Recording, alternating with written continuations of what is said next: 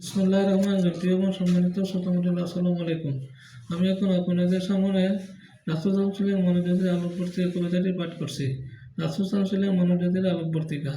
রাসূল সাল্লাল্লাহু মনোযোগের আলোকবর্তিকা হিসেবে আবির্ভূত হয়েছিলেন।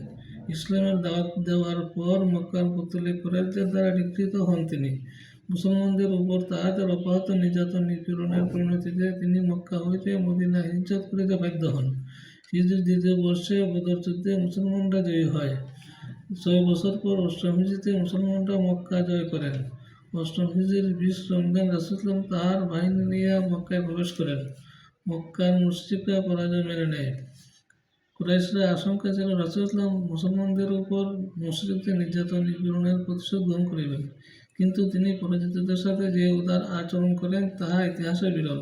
তিনি উপস্থিত সবার উদ্দেশ্যে প্রশ্ন করেন, হে কুরাইশ, তোমাদের কি ধারণা আমি তোমাদের সাথে কিরূপ আচরণ করিব? সবাই বলে উঠে, উত্তম, আপনি স্বয়ং করিম, দয়ালু, করিম এবং সদয়, তাই আপনার নিকট আমরা উত্তমই প্রত্যাশা করি। হুজুর সাল্লাল্লাহু বলেন, আমি তোমাদের নিকট সে কথাই বলিতে চাই যা হযরত ইউসুফ তার ভাইদের উদ্দেশ্যে বলিয়াছিলেন। লা তাসরিবা আলাইকুম ইয়াউমা, অর্থাৎ আজ তোমাদের প্রতি কোনোই অভিযোগ নেই, যাও তোমরা মুক্ত। তত্ত্বগত মহান আব্দুর রশিদ, 28 ডিসেম্বর 2025, বাংলাদেশ প্রতিদিন।